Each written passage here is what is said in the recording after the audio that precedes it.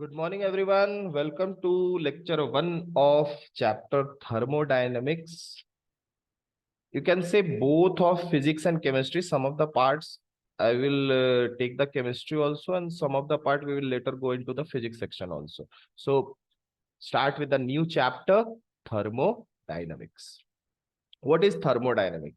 सबसे पहले क्वेश्चन ये आता है कि थर्मोडायनेमिक्स है क्या? ठीक है, तो थर्मोडायनेमिक्स एक सब्जेक्ट है. ठीक है, it is a subject that deals with energy transformation, that deals with energy transformation. Energy transformation. देखो, इंपॉर्टेंट इंपॉर्टेंट पॉइंट सब बताते जा रहे हैं, वो सब लिख समझते जा रहा है. ठीक है, ट्रांसफॉर्मेशन, एनर्जी ट्रांसफॉर्मेशन मतलब हम लोग जानते हैं कि बहुत सारा प्रोसेसेस दुनिया में ऐसा होता है जिसमें एनर्जी का ट्रांसफॉर्मेशन होता है. जैसे अगर नॉर्मल हम लोग बात करें, जैसे मान लो कि सोलर सेल के बारे में बात कर रहे हैं. किसके बारे में बात कर रहे हैं? सोलर सेल के बारे में. तो इसमें क्या करते हैं हम लोग? सोलर एनर्जी को किस में चेंज करते हैं? हाँ, इलेक्ट्रिकल एनर्जी में, या फिर अगर मान लो कोई मैकेनिकल वर्क के लिए कर रहे होंगे तो मैकेनिकल एनर्जी बोल सकते हैं. ठीक है ना, तो जनरली इलेक्ट्रिकल एनर्जी में ही करते हैं ज्यादातर में. ठीक है, electrical energy. Similarly battery use करते हैं तो उसमें क्या करते हैं भाई? है ना, बैटरी यूज करते हैं तो उसमें हम लोग क्या करते हैं? केमिकल एनर्जी को चेंज करते हैं किसमें? इलेक्ट्रिकल एनर्जी में. ठीक है, कोई दिक्कत? तो इसी तरह आप लोग इस तरह से चाहो ना तो बहुत सारे दुनिया में ऐसे ऐसे प्रोसेसेस हैं जिसमें एनर्जी ट्रांसफॉर्मेशंस होता है. ठीक है, इन एनर्जी ट्रांसफॉर्मेशंस का स्टडी जो सब्जेक्ट फॉर्म करता है वो थर्मोडायनेमिक्स है. वो क्या है आपका? थर्मोडायनेमिक्स. एक इंपॉर्टेंट बात और याद रखिएगा कि thermodynamics is not a subject which is related either to chemistry, either to physics और आइदर टू बायोलॉजी. ऐसा कुछ नहीं है. ये हर वो जगह पे ये सब्जेक्ट बनेगा जहां पे एनर्जी का चेंजेस होगा. चाहे मशीनरी हो, चाहे केमिकल रिएक्शंस हो, चाहे फिजिक्स का किसी भी तरह का मशीनरी हो. जैसे कि यहीं पे दिख गया सोलर एनर्जी, ये तो एक नॉर्मल बताया है ना. इसी तरह हम लोग विंड एनर्जी को भी सोच सकते हैं चेंजेस इलेक्ट्रिकल एनर्जी में, है ना. विंड एनर्जी का भी चेंजेस टरबाइन घुमाने में आता है, मैकेनिकल एनर्जी में ही सोच लो. जनरेटर यूज करते हो, जनरेटर में अलग फंक्शन. फ्रिज यूज करते हो, फ्रिज का अलग है, फ्रिज में अलग ही एनर्जी का कन्वर्सन होता है. क्लियर है ना. तो जितने भी चीज हम ऐसा कोई भी पर्टिकुलर प्रोसेस हो दुनिया में जिसमें एनर्जी ट्रांसफॉर्मेशन कैरी आउट हो रहा होगा तो वहां पे थर्मोडायनेमिक्स आपका आ जाएगा. तो thermodynamics is not the particular subject जो रिलेटेड हो इधर यू कैन से फिजिक्स, इधर केमिस्ट्री, इस तरह का कोई बात नहीं है. ये हर एक जगह पे अप्लाई हो सकता है जहां पे एनर्जी ट्रांसफॉर्मेशन हो रहा होगा. कोई दिक्कत? ठीक है, चलिए नेक्स्ट. ये देखिए, दो जो इंपॉर्टेंट पॉइंट बताते जा रहे हैं उस पर ध्यान दीजिएगा. तो एनर्जी ट्रांसफॉर्मेशन वाला पहला हो गया. ठीक है, अब दूसरा दूसरा पॉइंट है laws of thermodynamics can be applied. Laws of thermodynamics, laws of thermodynamics dynamics can be applied, can be applied applied to macroscopic system. इस बात को ध्यान में रखना है. किसके लिए अप्लाई होता है? मैक्रोस्कोपिक सिस्टम के लिए अप्लाई होता है. कहने का मतलब है ऐसे सिस्टम जिसमें बल्क में मॉलिक्यूल्स हो. ठीक है, you can say also tell it bulk, bulk of molecules. एक दो मॉलिक्यूल्स पे आप अप्लाई करोगे तो नहीं होगा. क्लियर है? मतलब बल्क ऑफ मॉलिक्यूल्स में इसको अप्लाई करते हैं. जैसे अगर हम रिएक्शन का इंथैल्पी चेंज बताएंगे, ठीक है, इंथैल्पी चेंज बताते हैं तो इसको हम लोग पर मोल में बताते हैं. किसमें बताते हैं? पर मोल में. पर मोल में कितना मॉलिक्यूल्स होगा? 6.022 into 10 to the power 23 molecules होगा. यानी कि एक दो मॉलिक्यूल्स है ना. तो यहीं पे आप लिख सकते हैं नॉट टू फ्यूअर मॉलिक्यूल्स, ये भी लिख सकते हो. ठीक है, फ्यूअर मॉलिक्यूल्स पे अगर आप थर्मोडायनेमिक्स के लॉज को अप्लाई करेंगे तो ये उसके लिए नहीं है. Laws of thermodynamics can be applied to macroscopic system, जो मतलब कि जिसमें बहुत सारे मॉलिक्यूल्स हो, जहां पे क्या हो? बहुत सारे मॉलिक्यूल्स हो. कोई दिक्कत? यहां तक क्लियर हो गया ये वाला चीज? ठीक है, चल. दूसरा है, ठीक है, नेक्स्ट नेक्स्ट पॉइंट जो थर्मोडायनेमिक्स में ध्यान रखना है, ठीक है, तो it is not concern about the rate of energy transformation. ध्यान रखना इस बात का, it is not concern about about the rate of energy transformation.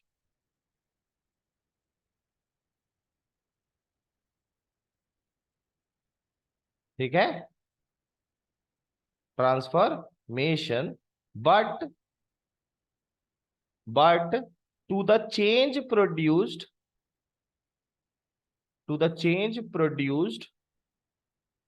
produced between two equilibrium states of the system, between two equilibrium states of the system,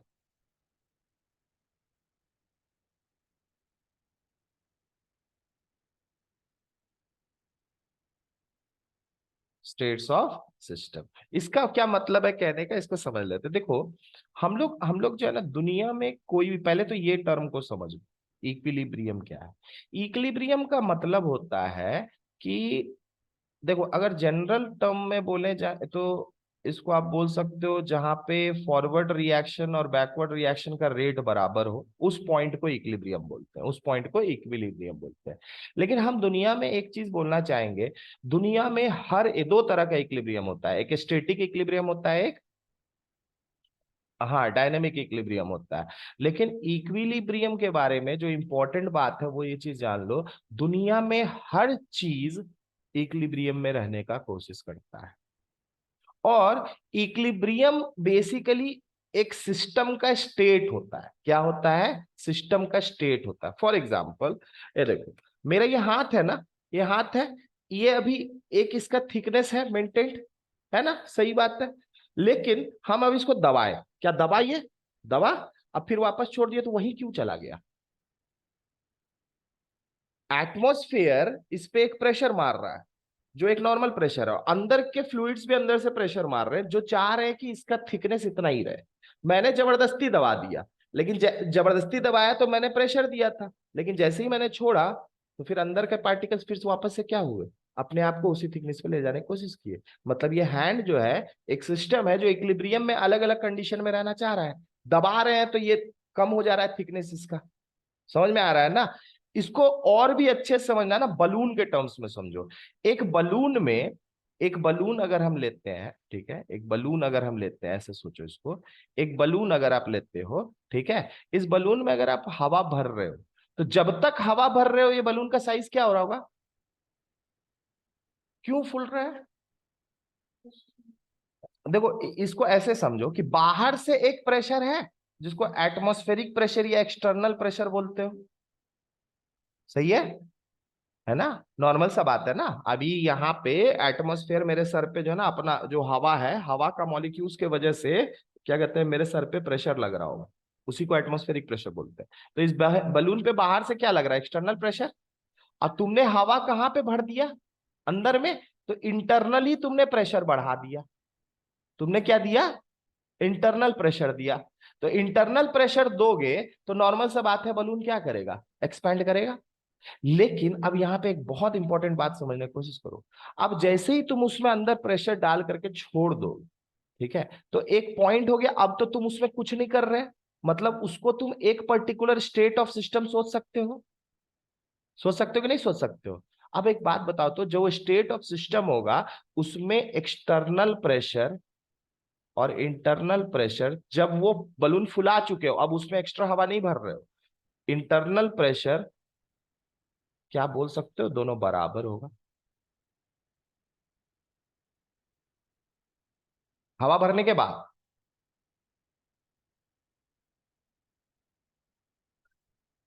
पता नहीं। अच्छा, एक बात, अब इसको नॉर्मली सोचो, बहुत अच्छे से समझ में आ जाएगा। अगर एक्सटर्नल प्रेशर अगर ज्यादा होता तो तुम बोल सकते हो कि तुम हवा जैसे ही भरना छोड़ दिए थे वापस से वो बलून दबता, क्योंकि इंटरनल प्रेशर तो बाबा कम है, हम बोल रहे एक्सटर्नल प्रेशर ज्यादा है। अगर इंटरनल प्रेशर जो कि तुम ज्यादा दिए थे जिसकी वजह से बलून फूला, जब हम लोग फूक कर मार रहे थे तो इंटरनली हम प्रेशर दे रहे थे, एक्सटर्नल प्रेशर से ज्यादा प्रेशर दिया तभी ना बलून फूलना स्टार्ट हुआ, ठीक है। लेकिन जहां पे तुमने रोक दिया बलून, अब नहीं कुछ कर रहे हो, नॉर्मल सा बात है ना, वहां पे इंटरनल प्रेशर एक्सटर्नल प्रेशर बराबर होगा। एक्सटर्नल प्रेशर का क्या तुम कुछ कर सकते हो? ये तो कांस्टेंट रहेगा, है ना, अनलेस एंड अनटिल आप एक जगह से दूसरा जगह जाओ। सही बात है। इसका मतलब तुम ऐसा बोल सकते हो कि इंटरनल प्रेशर हमेशा एक्सटर्नल प्रेशर के बराबर होने का कोशिश करता है हर पर्टिकुलर सिस्टम में। जब मैंने इनिशियली हवा भरा तो ठीक है, उस समय एक्सटर्नल प्रेशर से ज्यादा था तो बलून फूल रहा था। बीच के प्रोसेस को कभी भी स्टेट नहीं बोलते हैं। स्टेट कब बोलते हैं? जब इक्विलिब्रियम मिल जाता है। Very important. State of a system का मतलब होता है equilibrium state of a system. इस बात को याद रखना। बहुत लोग बोलते हैं स्टेट से क्या समझ रहे हैं सर? स्टेट का मतलब हुआ ऐसा कोई भी सिस्टम का स्टेट जहां पे इक्विलिब्रियम हो। इक्विलिब्रियम। कोई दिक्कत? क्लियर है? अभी जैसे मान लो कि इसके अंदर तुमने हवा भरा, ठीक है, फूला। अब इसके बाद फिर और हवा भर दी। हवा भरे तो एक्सटर्नल प्रेशर तो वही ना है जी। एक्स्ट्रा प्रेशर दिए तो और फूल गया होगा, ठीक है। लेकिन बाद में फिर इंटरनल प्रेशर, उस लास्ट में फिर क्या किया होगा? एक्सटर्नल प्रेशर बराबर हो गया होगा। तभी वो बलून ना ही फर्दर फूल रहा है और ना ही फर्दर पचक रहा है। क्योंकि एक्सटर्नल प्रेशर अगर ज्यादा होगा इंटरनल से तो बलून पचकेगा, और इंटरनल प्रेशर अगर ज्यादा होगा, जो कि हम भरते टाइम देते हैं, जिसकी वजह से बलून क्या होता है? फूलता है। लेकिन जैसे ही हम हवा भरना बंद कर देते हैं तो बलून जो एक स्टेट को हासिल किया है वो बेसिकली क्या है? एक इक्विलिब्रियम स्टेट। वो क्या है? एक इक्विलिब्रियम स्टेट। इक्विलिब्रियम किस लिए? क्योंकि यहाँ पे एक्सटर्नल प्रेशर और इंटरनल प्रेशर जब हवा भरना बंद कर दिया तो दोनों क्या हुआ? बराबर हुआ। तो ये हुआ बलून के लिए इक्विलिब्रियम स्टेट। और तुम बोल सकते हो कि हर बार स्टेट चेंज करेगा। मान लो तुमने एक फूक मार के छोटा सा बलून फूला, इतना छोटा सा, है ना। अब उतना वो भी एक वहां पे भी तो इंटरनल प्रेशर एक्सटर्नल प्रेशर के बराबर होने की कोशिश किया। तो अगर दोनों प्रेशर, मान लो कि external internal pressure external pressure अगर हर एक केस में डिफरेंटली करो। मान लो पहले तुमने हवा भरा, बलून इतना भरा हुआ, इसको तुम जैसे ही किए इंटरनल प्रेशर, अब क्या होगा? अब हवा भरना बंद किए, एक्सटर्नल प्रेशर के बराबर, इसको बोल दिए तुम इनिशियल स्टेट। क्या बोल दिए? Initial state. अब और हवा बढ़े, ये बलून और बड़ा हो गया, फिर से एक बार इक्विलिब्रियम मिलेगा, मिलेगा ना। लेकिन अब इसको फाइनल स्टेट बोल दिए, है ना। क्या बोल दिए? Final state. अब जैसे मान लो तुमको थर्मोडायनेमिक्स के लॉ लगाने हैं, तो तुम इस इनिशियल स्टेट और फाइनल स्टेट के बीच में लगा करके अप्लाई करके जो भी एनर्जी चेंजेस है उसको चेक करो। समझ में आ रहा है? क्लियर है? तो basically state of a system कहने का क्या मतलब होता है? इसका मतलब होता है different equilibrium state of a system. Different equilibrium state of a system. कोई दिक्कत? समझ में आ रहा है? तो आप याद रखिएगा कि थर्मोडायनेमिक्स के लॉ हम कहां पे यूज करते हैं? थर्मोडायनेमिक्स के लॉ हम वहां पे यूज करते हैं जब एक सिस्टम एक इनिशियल इक्विलिब्रियम स्टेट से फाइनल इक्विलिब्रियम स्टेट में जाता है। क्लियर है? तब थर्मोडायनेमिक्स का लॉ एप्लीकेबल होता है। तब थर्मोडायनेमिक्स का लॉ क्या होता है? एप्लीकेबल होता है। कोई दिक्कत इसमें? समझ में आ गया? बहुत अच्छे से। ठीक है, तो यही चीज यहां पे लिखा है, it is not concern about the rate of energy, किस स्पीड से एनर्जी ट्रांसफॉर्मेशन हो रहा है उससे उसको कोई मतलब नहीं। तो उसको मतलब किससे है? But to the change produced between two equilibrium states of the system. Clear? कोई दिक्कत? अभी देखो ये सिस्टम टर्म क्या है, इसको अब समझाते हैं। पहले सिस्टम कहने क्या? सिस्टम मतलब हुआ कि जो पर्टिकुलर चीज में आप एक्सपेरिमेंट कर रहे हो। जैसे यहां पे आपका सिस्टम क्या हुआ? बलून। ठीक है, सिस्टम क्या हुआ? बलून। तो जिस चीज में एक्सपेरिमेंट किया जाता है, जिस जैसे मान लो कोई कंटेनर है या फिर किसी चीज में एक्सपेरिमेंट, कोई केमिकल रिएक्शन कर रहे हो, तो उस पर्टिकुलर चीज को हम क्या बोलेंगे? सिस्टम बोलेंगे। ठीक है, उसको क्या बोलेंगे? सिस्टम बोलेंगे। कोई दिक्कत इसमें? क्लियर हो गया? ठीक है, चलो अब आगे बढ़ते हैं और सिस्टम और सराउंडिंग कुछ पहले इंपॉर्टेंट टर्म्स हैं, ठीक है, उसको पहले हम लोग क्लियर करते हैं थर्मोडायनेमिक्स में, जो कि बहुत इंपॉर्टेंट है। ठीक है, सबसे पहले है, सबसे पहले है state, sorry, universe, universe, system, system and surrounding. तीनों टर्म को अच्छे से समझ लो, ठीक है। क्योंकि ये नहीं समझोगे तो फिर क्या थर्मोडायनेमिक्स से नहीं समझ में आया। ठीक है, मेन तो बोलोगे हर जगह सिस्टम सिस्टम किया हुआ। अच्छा एक चीज तो समझ में आ गया ना, किसी सिस्टम का इक्विलिब्रियम स्टेट से क्या समझते हैं? इनिशियल स्टेट मतलब वो एक अलग इक्विलिब्रियम स्टेट होगा सिस्टम का, और फाइनल स्टेट जो हम बात करें वो एक अलग इक्विलिब्रियम स्टेट होगा सिस्टम का। कोई दिक्कत? क्लियर है? चलो अब यूनिवर्स, तो यूनिवर्स से तो तुमको कुछ समझना ही नहीं है, तो मतलब दुनिया, ठीक है, पूरा का पूरा है ना, सब पृथ्वी उर्थवी सब मिला लो सब, उसमें अब सिस्टम क्या है, सराउंडिंग क्या है, इसको समझते हैं। ठीक है, तो सिस्टम, सिस्टम पहले क्या है इसको जान लो। तो it is the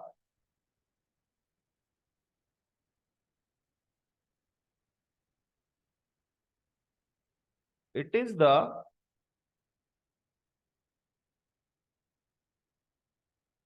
part part of universe universe in which observations are, या फिर इन विच प्रोसेसेस बोल सकते हो, केमिकल केमिकल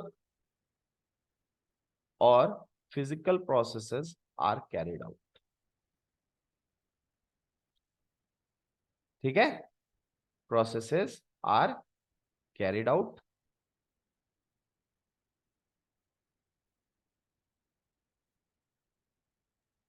कैरिड आउट, ठीक है, और और our observations are focused, और our observations are focused मतलब नॉर्मल सा बात है, तुमको एक्सपेरिमेंट कर रहे हो तो तुम ऑब्जर्व कहाँ पे करना चाह रहे होगे, सिस्टम में ही कुछ देख रहे होगे ना, तो हम लोग का जो मेन ऑब्जर्वेशन होता है कहाँ पे फोकस्ड होता है, सिस्टम पे। ठीक है, ठीक है, तो आर ऑब्जर्वेशंस आर फोकस्ड। ठीक है, आर ऑब्जर्वेशंस आर फोकस्ड। ठीक है, अब it is the part of universe surrounding, it is the part of universe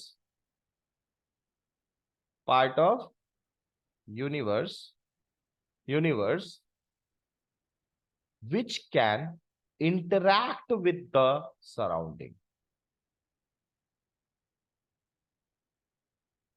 which can interact with the system, sorry, with the system। कोई दिक्कत? ठीक है, अब इसको देखो अच्छे से समझाते हैं, इसको समझने की कोशिश करना। ये रहे आप लोग चार बाबू लोग सब, ठीक है, चार बाबू एक तो जो है ना गोला बना लिए, ठीक है, और गोला बना के जो है ना आराम से, ठंडा का मौसम था, बैठ गए। ठीक है, कुर्सी उर्सी नहीं दिए हैं, खड़े नहीं रखेंगे, नीचे बैठ जाना, ठीक ना। तो अब यहाँ पे क्या किया आप लोग, एक लकड़ी लिए दो चार, है ना, सपोज कर लो, ठीक है, दो चार लकड़ी उकड़ी लिए, है ना, और लकड़ी लेकर के इसमें आपने आग जला दिया। क्या जला दिया? आग जला दिया भाई, फ्लेम प्रोड्यूस हुआ होगा। सही बात है, लकड़ी आपने जो जलाया ये हुआ सिस्टम। ठीक है, ये क्या हुआ, सिस्टम। और तुम लोग लकड़ी के आसपास बैठे हुए हो। एक बात बताओ, क्या यहां से निकला हुआ हीट को तुम फील कर रहे होगे? यानी कि सिस्टम के साथ तुम इंटरेक्ट कर पा रहे हो, यानी कि ये चारों जो पर्सन यहाँ पे बैठा हुआ है, या फिर आप ऐसा बोल सकते हो, इस पर्टिकुलर सिस्टम के आजू बाजू का एरिया जहां तक इसका हीट फील हो रहा होगा, उसी को क्या बोलेंगे, सराउंडिंग बोलेंगे। उसी को क्या बोलेंगे, सराउंडिंग। कोई दिक्कत? अब एक बात समझो, मान लो कि तुम लोग ने जो आग जलाया, आग सेक रहे थे बैठ के, तुमसे 100 मीटर के दूरी पे एक दोस्त बैठा हुआ है, बैठ के फोन पे बात कर रहा है, क्या ये हीट उसको फील हो रहा होगा? क्या ये हीट उसको फील हो रहा होगा? नहीं ना हो रहा होगा जी। तो नहीं हो रहा होगा, इसका मतलब क्या बोलोगे, ये सराउंडिंग है? नहीं, सराउंडिंग वही पार्ट होता है जो सिस्टम के साथ इंटरैक्ट कर सकता है, जो इंटरैक्ट नहीं कर सकता उसको सराउंडिंग नहीं बोलते हैं। कोई दिक्कत? ठीक है, क्लियर हो गया? तो मतलब अब समझ में आ गया सिस्टम और सराउंडिंग का मतलब, क्लियर है? कोई डाउट है इसमें? नहीं ना? चलिए, तो अब सिस्टम और सराउंडिंग, तो सिस्टम बेसिकली वो जगह होता है किसी भी प्रोसेस का जहां पे हम लोग का ऑब्जर्वेशन फोकस्ड होता है, और सराउंडिंग वो पार्ट होता है यूनिवर्स का जो सिस्टम के साथ इंटरैक्ट कर सकता है। कहने का मतलब एनर्जी का लेन देन कर सकता है। मेन मतलब क्या है, जो एनर्जी का लेन देन कर सकता है। अब ये जैसे अवे हो गया तो इसको तो हीट फील नहीं हो रहा है, तो ये लड़का जो यहाँ बैठा हुआ है सराउंडिंग का पार्ट नहीं है, लेकिन अगल बगल जो चारों मिलके सेक रहे हैं उनको हीट फील हो रहा है। That means they are the part of surrounding, they are the part of surrounding in consideration to this system, in consideration to this system. अब बोलोगे सर इसका क्या मतलब है? इसका मतलब यह है कि बेटा यूनिवर्स में बहुत सारे सराउंडिंग्स और सिस्टम पॉसिबल है। कोई दिक्कत? यही सेम टाइम में क्लास चल रहा है, हम क्लास ले रहे हैं, ये सिस्टम है, तुम लोग क्लास कर रहे हो, सराउंडिंग है। दूसरा घर में एक तो लड़का बैठा हुआ है, उसको इस क्लास के बारे में कुछ पता भी नहीं है, वो सराउंडिंग नहीं है। लेकिन वो मान लो कि खाना खा रहा है, उसकी मम्मी खाना बना रही है तवा पे, तो तवा सिस्टम हो गया, और वो अपने पेट को भर रहा है, तो वो सराउंडिंग हो गया। उस सिस्टम के लिए वो सराउंडिंग है, इस सिस्टम के लिए तुम सराउंडिंग हो। समझ में आ रहा है? क्लियर हो रहा है? तो there are many system and surroundings possible in this universe. ठीक है, there are many system and surroundings which are possible in the universe. कोई दिक्कत? क्लियर हो गया? समझ में आया सिस्टम क्या होता है, सराउंडिंग? अब कभी कंफ्यूज नहीं करोगे दोनों टर्म में। ठीक है, तो सिस्टम वो पार्ट होता है यूनिवर्स का जिसपे हमारा ऑब्जर्वेशन फोकस्ड होता है, या फिर वो जगह, वो पर्टिकुलर चीज जिसमें हम experiment, chemical process, physical process कर रहे हैं, उसको बोले सिस्टम। सिस्टम के साथ जो पार्ट हो अगल बगल का, सराउंडिंग का, है ना, जो इंटरेक्ट कर रहा हो, उसको बोलेंगे सराउंडिंग। ठीक है, लेकिन ऐसा कोई पार्ट मान लो अगल बगल का जो उसके साथ इंटरेक्ट नहीं कर पा रहा, तो उसको फिर सराउंडिंग का हम पार्ट नहीं बोले। ठीक है, और there are many system and surrounding possible in this particular universe. कोई दिक्कत? क्लियर? बहुत बढ़िया, समझ में आ गया इतना पार्ट, आगे बढ़ सकते हैं। ठीक है, चलिए अब आगे बढ़ते हैं। तो इतना चीज हो गया। अच्छा, यूनिवर्स मतलब तो समझ ही गए, है ना, all the systems and surrounding, वो किस में लाई करता है? यूनिवर्स में। आप चाहो तो मैथमेटिक्स में सेट्स पढ़े हो ना, तो सेट्स के फॉर्म में अगर डिवाइड करें तो इसको डिवाइड कर सकते हो। ठीक है, यूनिवर्स एक रेक्टेंगल बना लो। ठीक है, ये रेक्टेंगल क्या हो गया? Universal set. ठीक है, और इसमें बहुत सारे सिस्टम और सराउंडिंग्स पॉसिबल है। क्लियर है ना? हाँ, कोई दिक्कत? बहुत सारे systems and surroundings are possible in this particular universe. ये छोटा वाला सिस्टम है, उसके अगल बगल का दूरी क्या है? सराउंडिंग। कोई दिक्कत? क्लियर हो गया? तो मैथमेटिक्स के वे में इस तरीके से भी हम बता सकते हैं। अब आ जाते हैं नेक्स्ट पार्ट पे, and that is very important, you should understand this particular point, that is types of system. बहुत लोग इसमें कंफ्यूज करते हैं और क्वेश्चंस भी कभी कभार न्यूमेरिकल्स गलत बना के आ जाते हैं। तो types of system very important. Types of system, types of system में पहला होगा आपका ओपन सिस्टम। ठीक है, ओपन सिस्टम किसको बोलते हैं? ऐसा देखो, जब सिस्टम और सराउंडिंग के बीच में, किसके किसके बीच में? सिस्टम और सराउंडिंग के बीच में, जब मास और एनर्जी दोनों का एक्सचेंज पॉसिबल हो, दोनों का एक्सचेंज पॉसिबल हो, तो वैसा सिस्टम को हम ओपन सिस्टम बोलते हैं। तो आप लिख सकते हो when mass and energy both can be exchange with the surrounding. ठीक है, when mass and energy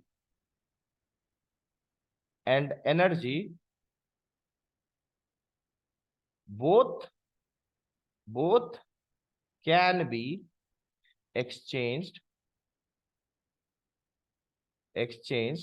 between system and surrounding।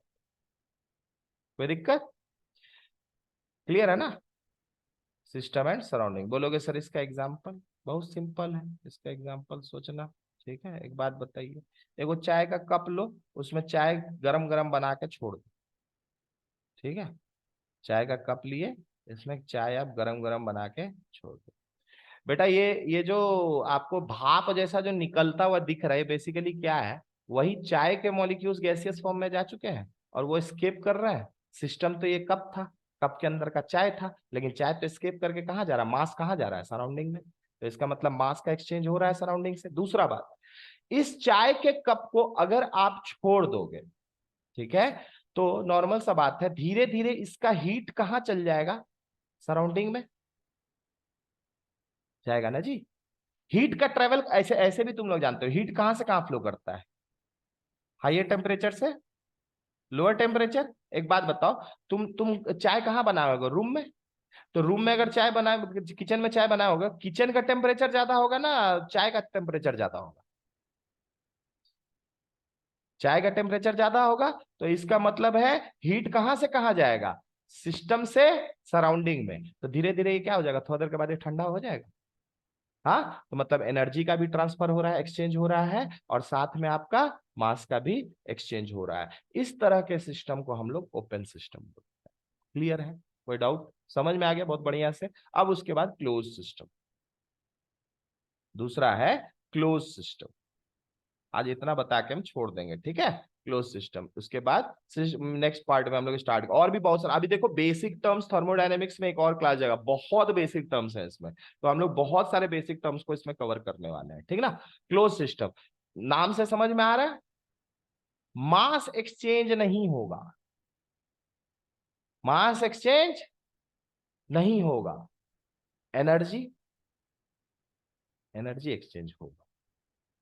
Clear, समझाने की कोई जरूरत नहीं, मेरे ख्याल से बहुत सिंपल है ये ला, ठीक है। एनर्जी का एक्सचेंज होगा, बट मास का एक्सचेंज नहीं होगा। फॉर एग्जांपल, कुकर में अगर तुम कोई भी चीज बना रहे हो, तो कुकर में जो भाप बन के उठा वापस अंदर ही पैक्ड हो गया है, तो मास तो कहीं नहीं एक्सचेंज हुआ। लेकिन क्या कुकर में किसी चीज को बना के तुम छोड़ दोगे, तो क्या उसका जो है ना टेम्परेचर, मतलब वो खाना ठंडा नहीं होगा। सुबह चावल बनाओ, रात में चेक करो, तो मतलब घर में रहेगा क्या, ठंडा हुआ ना जी। ठंडा कैसे होगा, हीट यानी कि उससे निकल के कहाँ चला गया, सराउंडिंग में चला गया, ठीक है। तो इसका मतलब एनर्जी का एक्सचेंज पॉसिबल है, लेकिन मास का एक्सचेंज पॉसिबल नहीं है। उस तरह के सिस्टम को हम लोग क्या बोलते हैं, क्लोज सिस्टम बोलते हैं। कोई दिक्कत। और लास्ट में very important, that is your isolated system, isolated system, ठीक है। आइसोलेटेड सिस्टम वेरी इंपॉर्टेंट है, इसमें मास भी एक्सचेंज नहीं होता है, और साथ में इसमें एनर्जी का भी एक्सचेंज नहीं होता है, ठीक है। बोलोगे सर इसका, तुम लोग बताओ इसका एग्जांपल है जल्दी से, क्लास खत्म होगा, जल्दी बताइए एक एग्जांपल बढ़िया वाला।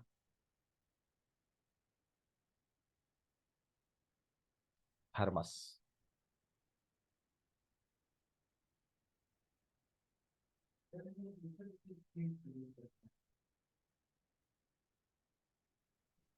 हाँ, मतलब वो पूरा क्लोज नहीं है, आप पूरा क्लोज सोच लो, है ना। आप सोच लो कि एक कोई बंद जगह है, वहां पे आप एक एक्सपेरिमेंट, कुकर को भी हम, ठीक है तुम कहना सही है, क्योंकि उससे भी निकल रहा है थोड़ा अमाउंट में, लेकिन क्या पूरा निकल जाता है, नहीं ना। दूसरा बात है, सीटी जब उतना, आप ऐसा सोचो ना कि एक कंटेनर है, क्लोज्ड है, उसके अंदर में कोई चीज को हीट कर रहा है, तो हीट कर रहे हो तो नॉर्मल सा बात है, बाद में वो हीट निकल सकता है, लेकिन मास उसमें एस्केप नहीं कर सकता। जैसे कोई केमिकल रिएक्शन कर रहे हो, अगर ओपन सिस्टम लोगे, तो अगर कोई गैस अगर फॉर्म हुआ है प्रोडक्ट में, तो गैस कहाँ चल जाएगा, एटमोस्फेयर में। लेकिन यही क्लोज है, तो तुमको ऐसा कोई अगर रिएक्शन कर रहे हो जिसमें गैस का फॉर्मेशन हो रहा है, तो तुमको पक्का क्लोज सिस्टम लेना होगा।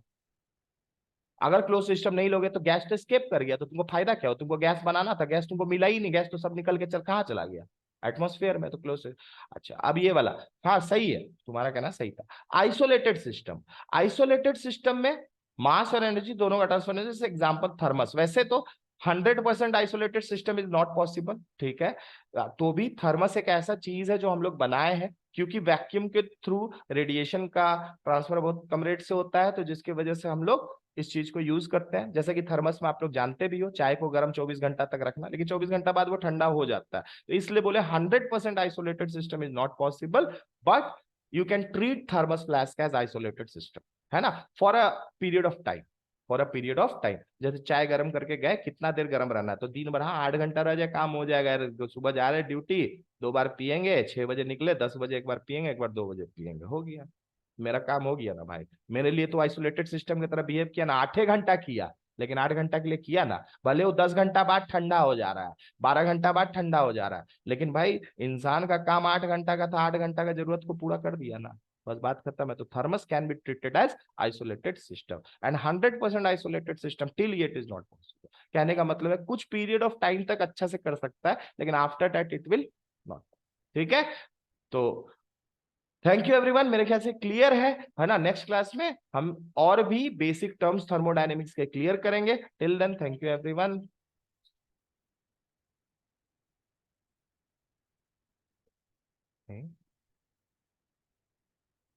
एनर्जी का ट्रांसफर, हाँ ठीक है, आप बोल सकते हो एनर्जी अंदर में ही रहता है ना। यू कैन ट्रीट इट, है ना। मतलब फ्रिज के अंदर का टेम्परेचर जो रहता है वो मेंटेन रहता है ना, एनर्जी यानी कि चेंज नहीं हो रहा है, तो अंदर में जा रहा है। लेकिन फ्रिज कोई सिस्टम नहीं है, बेसिकली फ्रिज मशीन। ठीक है, क्लियर है ना। हाँ, फ्रिज के अंदर में कोई चीज रखे हो, उसको ऑब्जर्व कर रहे हो, जैसे सेब है, सेब रखा हो फ्रिज के अंदर, फ्रिज के अंदर रखे तो इतना टेम्परेचर हो गया सेब का 0 डिग्री सेल्सियस। अब फ्रिज से उसको बाहर निकाल के रख दिए हम टेबल पे। ठीक है, टेबल पे जैसे ही रखोगे तो उसका टेम्परेचर तुरंत तो नहीं चेंज किया होगा, 0 डिग्री सेल्सियस ही होगा, लेकिन सराउंडिंग का टेम्परेचर कितना होगा, लगभग 25 डिग्री सेल्सियस। तो धीरे धीरे सेब क्या कर कोशिश करेगा, किस टेम्परेचर के बराबर होने का, रूम टेम्परेचर के बराबर होने की कोशिश करेगा। तो उस वैसा ही करने के दौरान वो क्या करेगा, वो सराउंडिंग से हीट को एब्जॉर्ब करेगा। अभी बताया ना, हीट कहां से कहां फ्लो होता है, हाइयर टेम्परेचर से लोअर टेम्परेचर। तो सराउंडिंग का टेम्परेचर ज्यादा है ना एप्पल का, सराउंडिंग का, तो बाहर जैसे ही निकाल कर रखो सराउंडिंग से ही हीट लेगा, हीट लेगा, धीरे धीरे इसका टेम्परेचर बढ़ेगा। क्या सराउंडिंग का टेम्परेचर घटेगा?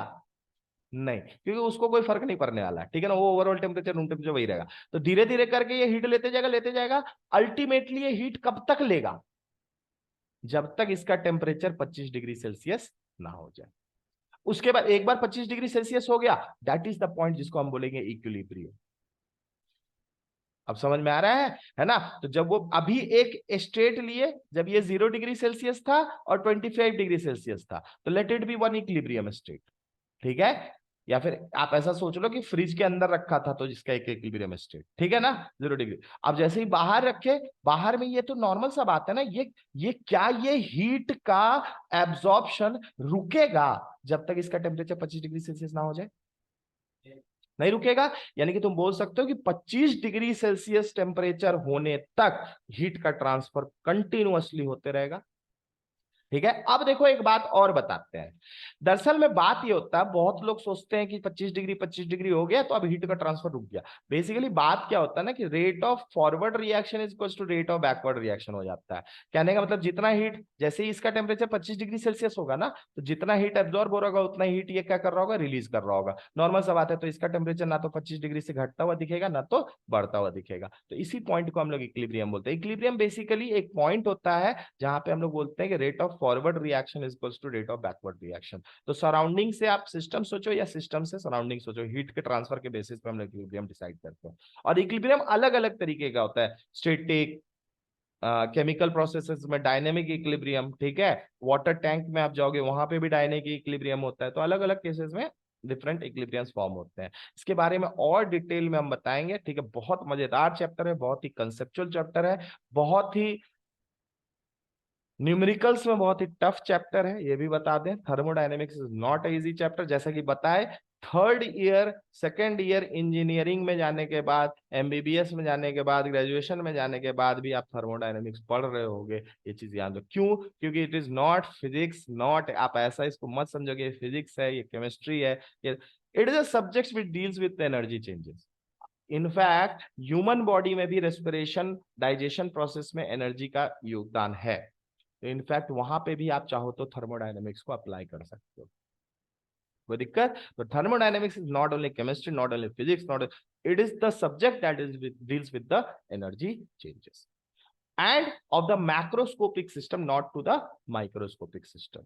And you can apply this particular laws of thermodynamics to two different states of the system. And basically those two different states of the system are the equilibrium states of the system. ठीक है, याद रखना, किसी system का हो सकता है बहुत सारा इक्विलिब्रियम स्टेट हो, लेकिन जब हम, जैसे मान लो तुमको बोले कि तुम जाकर के बताओ मेरे को कितना एनर्जी चेंजेस आया, है ना, तो नॉर्मल सा बात है ना, एनर्जी चेंजेस में कोई एक इनिशियल पॉइंट तुम रखे होगे, और एक रखे होगे सबसे लास्ट वाला पॉइंट, तो दो सिस्टम का ये किए ना, अब वो दोनों के बीच में तुम एनर्जी चेंजेस को नापोगे किस बेसिस पे, तो इसी बेसिस पे। नॉर्मल सा बात है, 0 डिग्री सेल्सियस से 25 डिग्री सेल्सियस अगर टेम्परेचर बढ़ रहा है तो तुम हीट एनर्जी नहीं निकाल पाओगे हीट कैपेसिटी का फॉर्मूला से, निकाल लोगे ना जी।